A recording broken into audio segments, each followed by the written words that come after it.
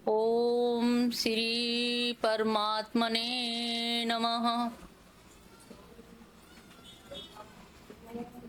श्री भगवान उवाच। ये चतुर्थ अध्याय में प्रारंभ एकदम से भगवान ने कर दिया। यहाँ पर अर्जुन ने कोई प्रश्न नहीं पूछा और बिना पूछे स्वयं से ही उन्होंने शुरू कर दिया, जिसे कहते हैं कारुण्यवशात, कि ये पता नहीं पूछ पाएगा कि नहीं पूछ पाएगा। इसके मन में वो जिज्ञासा, वो आतुरता, वो व्याकुलता है, यह है कि नहीं है कर्म के विषय में जानने के, क्योंकि इसका जो मनस है वो वैदिक कर्म कांडों के लवादों से इतना घिरा हुआ है, तो ये उस कागज से बाहर नहीं निकलना चाहता। और जब बाहर नहीं निकलना चाहेगा तो मेरा जो उद्देश्य है धर्म की संस्थापना के लिए, जो भगवान कृष्ण आए हैं वो संस्थापक नहीं बन पाएंगे और ये मदद नहीं करेगा, खड़ा नहीं होगा, गांडीव धारण नहीं करेगा, तो धर्म की स्थापना कैसे होगी।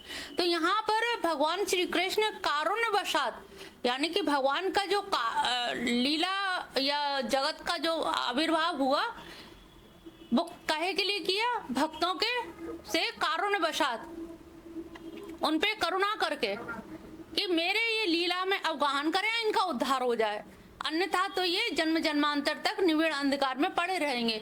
तो यहाँ पर भगवान ने शुरुआत कर दी अपने आप से कि ये पूछेगा या नहीं पूछेगा, लेकिन मेरा बताना कि अब इसे सीधे सीधे रास्ते पर लेकर के आए।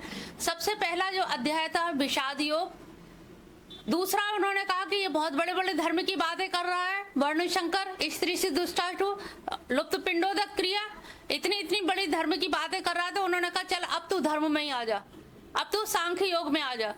इससे सांख्य से तो बढ़कर के कोई धर्म है नहीं है, कोई दर्शन नहीं है। और सांख्य क्या है, सम्यक ख्यानम इति सांख्यम, जिसमें 25 तत्वों की व्याख्या की गई है। ये जो शरीर है, ये जो जड़ तत्व या चेतन तत्व, आपके अंदर दोनों तत्व पाए जा रहे हैं, जड़ भी है और चेतन भी है। जड़ इसलिए उसको जला दिया जाता है शमशान घाट पे, जड़ है। लेकिन कोई चीज ऐसी है जिसकी वजह से वो अभी तक नहीं जलाया जा रहा। आपको मरने के बाद ही क्यों जलाया जाता, पहले क्यों नहीं जलाया जाता? क्योंकि इसमें भगवान कृष्ण विद्यमान है, वो चेतन तत्व विद्यमान है। चेतन तत्व के रहते हुए अचेतन को नहीं जलाया जा सकता। हमें कहीं चोट लगती बचा लेते हैं, कौन है वो ताकत जो हमें आगाह करती कि बचना है, रोड पे बच के जाना है, सीढ़ी पे संभल के उतरना है। ये सारे आदेश निर्देश देने वाला कौन है? हाथ पैर तो नहीं देंगे, अंदर की जो चेतन सत्ता है, जो भगवान श्री कृष्ण आत्म रूप में बैठे हुए हैं, वही कहते नहीं संभल के चलो, बुद्धि से काम लो, चित्त को ठिकाने रखो, सबसे सम व्यवहार करो। ये जो आदेश मिलते रहते हैं, गीता में भी कहा है कि आदमी अपना ही शत्रु है और अपना ही मित्र है। हर समय तो आप गुरु के पास नहीं जाएंगे, कहीं रात में विपदा में या कहीं परेशानी है, आप कहीं से आ रहे हो, कोई विपदा आ गई, तो आप गुरु को फोन करके तो नहीं पूछोगे कि ऐसी ऐसी विपदा आ गई है, अब हम क्या करें। घर में आग लग गई है तो आप क्या किसी गुरु से पूछते हो कि आग लग गई है, अब मैं बाहर निकलूं कि ना निकलूं? आपका मन कहेगा अरे मूर्ख है ये तो, किसी से कहेंगे वो भी कहेगा कितना मूर्ख है, अरे आग लग गई तो जंप लगाओ, तुरंत भागो। तो कुछ चीजें ऐसी होती हैं जिनमें आदेश की जरूरत नहीं होती है, निर्देश की जरूरत नहीं होती है। हमें त्वरा से अपनी बुद्धि से, अपने विवेक से काम लेना पड़ता है। तो अपना बुद्धि, विवेक, बुद्धि बल ये कहाँ से आए? ये भगवान का दिया हुआ है, जिसे हम अंतःकरण चतुष्टय कहते हैं। अंतःकरण चतुष्टय क्या है? मन, बुद्धि, चित्त, अहंकार। आग लग गई है तो अहंकार क्या है? मैं, मुझे आग से बचने के लिए बाहर जाना चाहिए। तो ये शब्द जो आया इसमें क्या मन भी आया। एक मन कह रहा कहीं ऐसा नहीं और किसी मुसीबत में फंस जाए, ऐसा ना हो सामान तो अंदर रखा है बाकी का जल जाए, मैं बच जाऊं। बुद्धि कह रही है तेरा बचना ज्यादा जरूरी, सामान तो फिर भी खरीद लिया जाएगा, सामान जले तो जल जाने दो। यहाँ अक्सर होता है लोगों को, जब कोई बात होती है, दुविधा में होते हैं, तो सामान को पकड़े या क्या करा जाए, किसको प्राथमिकता दें। तो उन्होंने कहा खुद को प्राथमिकता दीजिए, सामान तो ये भौतिक वस्तु तो फिर भी इकट्ठी हो जाएगी, सामग्री तो फिर भी आ जाएगी। तो यहाँ पर फिर बुद्धि ने, विवेकनी शक्ति ने काम किया कि नहीं, मन की मत मानो, आप बुद्धि से मानो। तो ये अंतःकरण हमारे साथ रहता है और हमारे साथ रह के वो हर समय निर्णय करता है। इसीलिए आप अपने शत्रु भी बन सकते हैं, गलत दिशा में जाओगे तो शत्रु बन जाओगे, आप सोचोगे अरे सामग्री हमारे लाखों का जेवर है, हम कैसे छोड़ के चले जाएं? तो आप भी भस्मीभूत हो जाएंगे जेवर के साथ साथ। और कोई सोचेगा अरे बहुत हो गई जिंदगी, जेवर कहाँ यहीं पड़ा रह जाएगा, किसी को दे के ही जाना है, वैसे भी छूटना ही है अंत में, तो पहले खुद को बचाओ। जेवर तो ऊपर लेके जाएंगे नहीं, लेकिन अगर शरीर रहा तो इस शरीर से कुछ नाम जप कर लेंगे, वो ऊपर जाएगा, नाम धन कमा लेंगे। तो ये क्या है? विवेक। तो आपका अंदर का विवेक, आप अपने स्वयं शत्रु हैं और स्वयं ही मित्र हैं।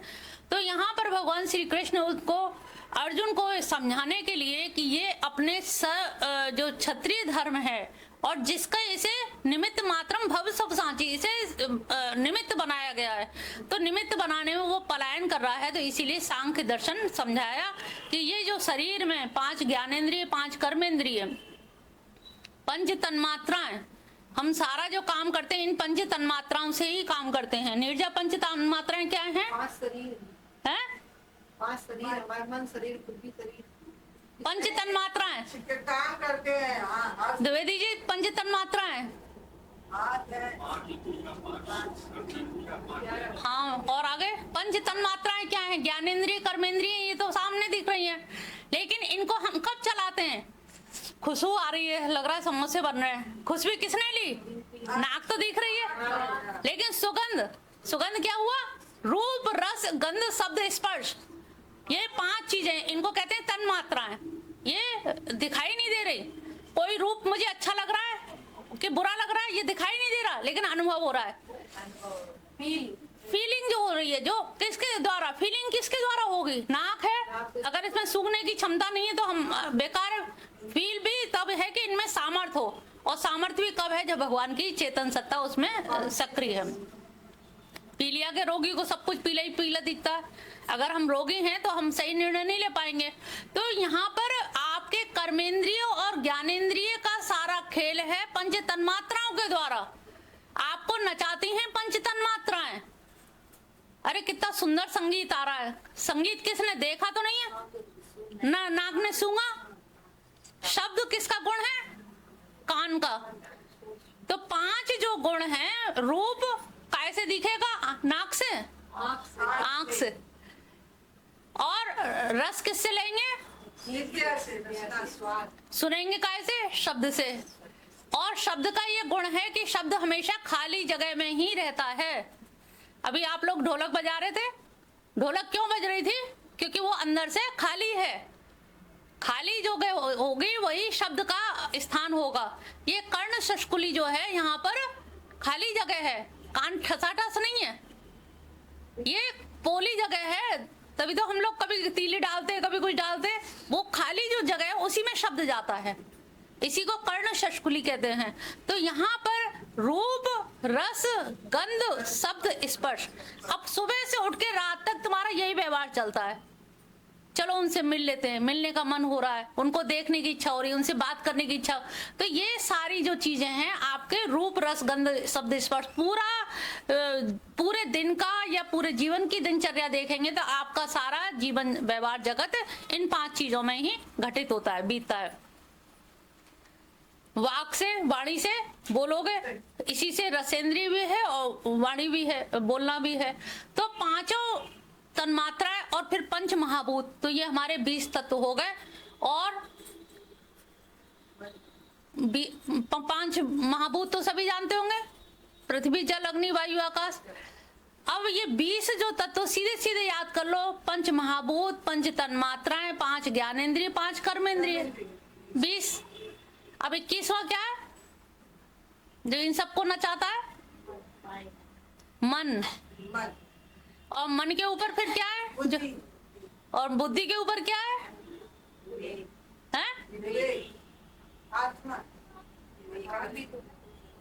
और ऊपर चलिए, मैंने कहा ना 2 चीज है, एक चेतन, एक अचेतन।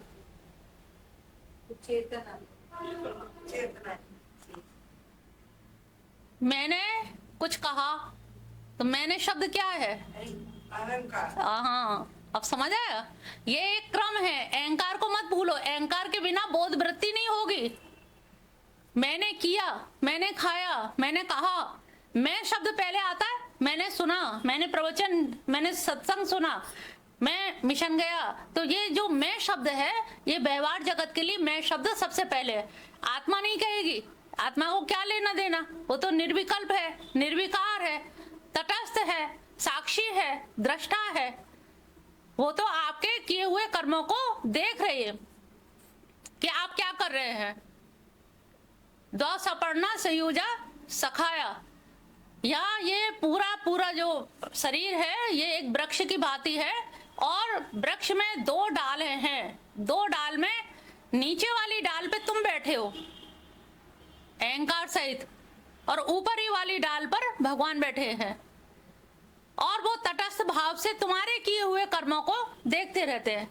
आप लोग कहते हो ना कौन भगवान देख रहा है, ये दिमाग से निकाल दो। रात बिरात अंधकार कुछ भी, अकेले हो, कोई देख तो नहीं रहा।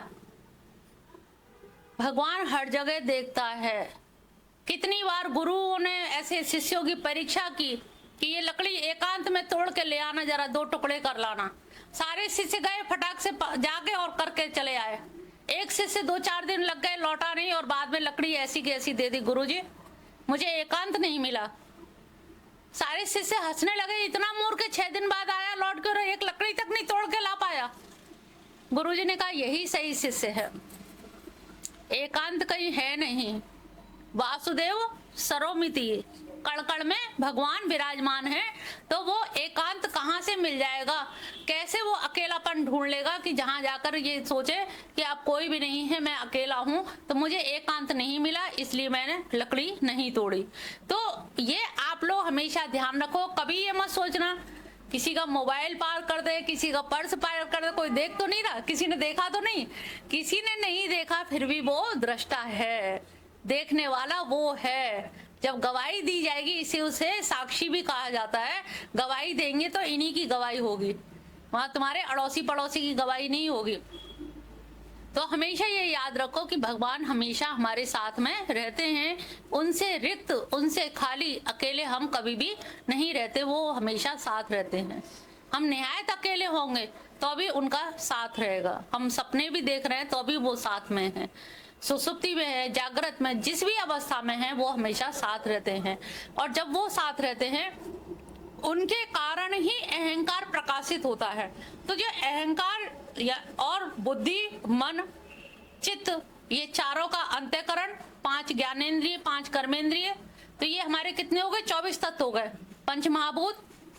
तो ये 24 तत्व हैं। 24 तत्व के साथ साथ एक जीवात्मा जिसे कहते हैं, उसको सांख्य दर्शन में कपिल मुनि ने जीवात्मा को पुरुष भी कहा है और प्रकृति को वहां निष्क्रिय कहा है। लेकिन यहाँ पर भगवान कृष्ण ने गीता में प्रकृति को चैतन्यवती, मतलब ऐसा कहा है कि वो सक्षम है, और क्योंकि वो उनकी प्रकृति है, सब कुछ उन्हीं का ही है, पूरा जगत उनका है, तो इसलिए वहां पर एकदम निष्क्रिय नहीं माना है।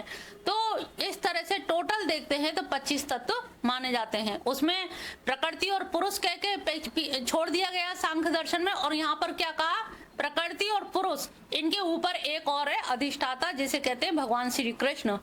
जैसे तराजू होती है, तराजू के 2 पल्ले होते हैं, और दोनों पल्लों में 3-3 चेन लगी होती हैं। 3 चेन जो लगी है वो क्या है, सत रज तम, सतोगुण, रजोगुण, तमोगुण, दोनों, उन्हीं से हमारा पल्ला भारी हल्का होता है। सतोगुण है तो हल्का होगा, तमोगुण है तो भारी होगा। लेकिन इन दोनों में बैलेंस बनाया हुआ एक बीच में डंडा है, और वो डंडे की भी मूठ किसी चेतन सत्ता के हाथ में है। तो ये प्रकृति और पुरुष, एक पल्ला प्रकृति और एक पल्ला पुरुष, और इन दोनों को ज्वाइंट करने वाला, इनका अधिष्ठाता, इनको जोड़ने वाला वो कौन है, वो है भगवान श्री कृष्ण। तो इस तरह से भगवान ने सांख्य दर्शन के द्वारा अर्जुन को समझाने की चेष्टा की, लेकिन वो नहीं समझ पाया, तो फिर उनको नीचे उतर के आना पड़ा। कर्मयोग की शिक्षा दी, 3रे अध्याय में कर्मयोग बतलाया कि भाई अगर तुझे कर्म में विश्वास है तो तू कर्म को कर, लेकिन ऐसा कर्म कर, योगा कर्मसु कौशलम, कर्मों में कुशलता आ जाएगी तो वो तेरा योग बन जाएगा, कर्म के माध्यम से ही तू योगी हो जा। लेकिन कर तो सही, कर्म के क्षेत्र में तूने जीवन भर धनुर्विद्या में निपुणता प्राप्त की है, उस निपुणता के लिए ही तूने जो उसका एकलव्य का अंगूठा तक ले लिया कि मुझसे ज्यादा ना कोई हो, मैं सर्वोपरि रहूं। तो जो सर्वोपरि है, सर्वोच्चता सिद्ध तो कर। अब जो सिद्धता करने का या सर्वोपरि सिद्ध होने का जब तुझे प्रमाण पत्र मिलना है, जब बड़े बड़े लोग तेरी वाहवाही करेंगे, पहले अध्याय में दूसरे में कहा है कि अरे तू समझ नहीं रहा, तू पलायन करेगा, तो तेरे बारे में कहनी अनकहनी बात कहेंगे। जैसे राम के बारे में एक धोबी जैसा अदना जैसा व्यक्ति जिसकी कोई औकात नहीं है, इस तरह से आक्षेप लगा दिए तो आदमी कौन क्या कहेगा। तो बादाश्य अबादाश्य कहनी अनकहनी बात कहेंगे जिसका तुझे अनुमान भी नहीं है। इसलिए तू जो कर्म करना है, तू क्षत्रिय है, अपना कर्म कर और कर्म करने में ही तेरा अधिकार है, विश्वास रख। कर्म की भिन्न भिन्न तरह से परिभाषा दी। शायद ये कर्म को योग के परिप्रेक्ष्य में समझने लग जाए, समझे, लेकिन वो नहीं समझा। अंत में यहाँ पर भगवान ने कहा कि ये नहीं समझ पा रहा, फिर अपने आप ही कारणवशात वो चतुर्थ अध्याय का प्रारंभ करते हैं कि और भगवान स्वयं ही यहाँ बोलते हैं, स्वयं ही शुरू करते हैं। जो लोग पढ़ सकते हो, पहला श्लोक है, इमं विवस्वते योगं प्रोक्तवान् अहम् अव्ययम् विवस्वान् मनवे प्राह मनोरिक्ष्वा के अब्रवीत्। इमं, ये जो मैं तुझे बताने जा रहा हूँ, जिस योग के बारे में मैं कहने जा रहा हूँ, ये योग, इस अविनाशी योग को मैंने सबसे पहले विवस्वते सूर्य को कहा था। जो तुझे बताने जा रहा हूं, तो सबसे पहले मैंने किसको कहा था मालूम है? सूर्य को। अब ये सुन के बड़ा आश्चर्य हो रहा है अर्जुन को कि सूर्य को कहा, ये तो अभी हुए और बात कर रहे हैं सूर्य की, फिर भी वो सुन लिया उसने। सूर्य को कहा था विवस्वान, और सूर्य ने अपने पुत्र मनु से, और मनु ने अपने पुत्र इक्ष्वाकु से कहा। अब यहाँ पर उसको बड़ा आश्चर्य हो रहा है कि भगवान तो अभी द्वापर में पैदा हुए और सूर्य तो अनादिकाल से है। अब ये वो भूल रहा है सामने खड़े होने पर कि ये तो अनादि है ही है, अनंत हैं, अनादि हैं, इन्होंने ही तो इस सृष्टि की रचना की है। प्रकाश को बनाने वाले, सूर्य को बनाने वाले, चंद्रमा को बनाने वाले भी तो यही हैं। लेकिन उनको लगा कि ये तो जैसे सृष्टि हुई है, सृष्टि में हम सब हुए हैं, उसी तरह से ये भी है। भाई हमारे तो रिश्तेदारी है और इतनी निकट की रिश्तेदारी, और तुम कहो मैंने उनको, सूर्य को, अरे सूर्य कहाँ और कहाँ आप। अर्जुन को बड़ी शंका हुई कि मतलब आप तो बहुत ही ज्यादा बड़ी बड़ी बातें फेंक रहे हैं भाई। इतनी बात कहो कि लगती हुई कि बहुत इतनी प्रशंसा भी ना करो कि मतलब गले ना उतर पाए, सहन ना हो पाए। सहन करने योग्य बात बताओ कि मैंने सबसे पहले आदि काल में उनको दिया था, इनको दिया था, सूर्य को दिया था। समझ में नहीं आ रहा कि सूर्य को कैसे दे दिया। तो उन्होंने समझाया कि देख, सबसे पहले सृष्टि से पूर्व में, क्योंकि प्रकाश क्या है सृष्टि के पूर्व में, भाई अंधकार में तो सृष्टि होगी नहीं, और भगवान कृष्ण को प्रकाश की जरूरत नहीं है, वो तो स्वयं प्रकाश है, और ज्ञान का स्वरूप भी क्या होता है? प्रकाश स्वरूप होता है। तो यहाँ पर सूर्य प्रकाश का द्योतक है लेके, और तो उसको सबसे पहले ये ज्ञान दिया गया, और जब सूर्य को ज्ञान दिया गया तब वो सृष्टि में प्रविष्ट हुआ। जैसे होता है ना, घड़ी वाले ने उसमें सेल डाल के चाबी भर के तैयार करके दे दी, अल्लो अब तुम घर ले जाओ, अब वो चक्र, काल का चक्र चलता रहेगा। तो इसी प्रकार से भगवान ने ऐसे नियम, विधि विधान अनुष्ठित कर दिए इस सृष्टि में कि दिन होगा, दिन के बाद दोपहर हो गई, रात हो गई, शाम होगी। ये सारे क्रम जो है, कभी देखा सृष्टि ने कभी अपने क्रम बिगाड़े हैं? हम लोग अपना क्रम बिगाड़ देते हैं, लेकिन सृष्टि के जो नियम हैं, प्राकृतिक जो नियम हैं, इन प्राकृतिक नियम को ऋत नियम कहा जाता है। ऋत नियम कभी बिगड़ते नहीं है। सर्दी के बाद सर्दी नहीं आएगी, 6 ऋतुओं का जो क्रम है वो 6 ऋतुएं वैसे ही आएंगी। सुबह सूर्य उदित होगा तो सुबह ही होगा, रात में कभी सूर्य उदित नहीं होगा। तो उन्होंने अपने नियमों को इसमें किस प्रकार से भर दिया है, और वो नियम के तहत ही ये सारा कुछ संचालन हो रहा है। और सबसे पहले अर्जुन मैंने सूर्य को इसीलिए दिया कि इसके प्रकाश में ये जो प्रारंभ होगा इसकी जो जनरेशन यानी कि जो परंपरा प्रारंभ होगी, उस परंपरा से ये ज्ञान सारा का सारा आगे चलता चला जाएगा।